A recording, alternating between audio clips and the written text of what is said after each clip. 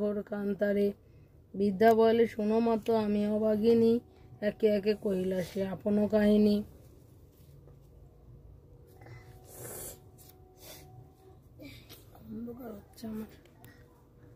লক্ষ্মী বলে গিয়ে যাও করো লক্ষ্মীব্রত, গুরুকালে সন্ধ্যাকালে লয়ে বধূ যত। এত কহি লক্ষ্মীমাতা হইল দর্শন, গিয়ে আসি বিদ্যা করে লক্ষ্মীর পূজন। ব্রতের ফলেতে মিলে 7 সহোদর, দূরে গেল দুঃখ কষ্ট ঐশ্বর্য বিস্তর। মা লক্ষ্মী করিলা তথা পুনরাগমন, বিদ্যার হইল গৃহ শান্তি নিকেতন। দৈবযোগে একদিন শোনো গুরুবারে, বিদ্যা সে বধূগণ লক্ষ্মীব্রত করে। সেই কালে মধু নামে বণিক নন্দন, সেই স্থানে উপনীত দৈবযোগে হন। ব্রতের বিধান দেখি সাধুরতা নয়, বলে কি ব্রত ইতে কি বা ফলদয়। হেন বাক্য শুনি বলে বিদ্যা বধূগণ, করি লক্ষ্মীব্রত যাতে মানস পূরণ।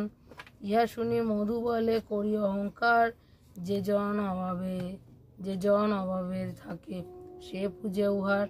গর্বিত বচন লক্ষ্মী সহিতে না পারি, ছন্ন ছাড়া করি তারে ফেরায় বাড়ি বাড়ি। বহুকাল পথে পথে ঘুরাইয়া পড়ে, উপনীত করাইলা বিদ্যা সে দ্বারে।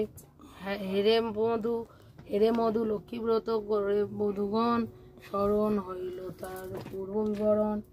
বুঝিল পড়িল কেন এ ঘোর বিপাকে, অহংকার দোষে লক্ষ্মী ত্যাজিলেন মুখে। বলে বৎস দিয়া মধু বলে মা কমলে, দীনজনে রাজ্য পায় তপ কিবা বলে। এই রূপে মাকে ডাকি ভক্তিযুক্ত মনে, একাগ্র হইয়া মধু প্রণাম হইলা সেই স্থানে। মনে মনে ভাবে মধু লক্ষ্মীব্রত সার, গিয়েতে আসিয়া বুঝে প্রতি গুরুবার। এই রূপে মত লোকে ব্রতের প্রচার, মনে রেখো পৃথিবীতে লক্ষ্মীব্রত সার।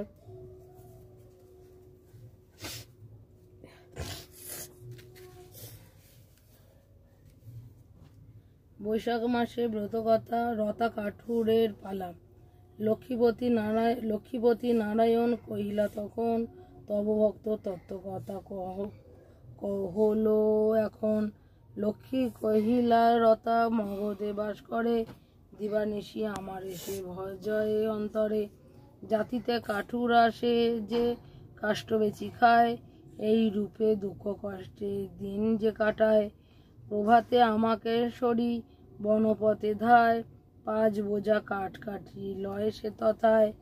1 বোঝা কাঠ লয়ে ধোপারে সে দিল, আর বোঝা লয়ে সে সহিসে প্রদান।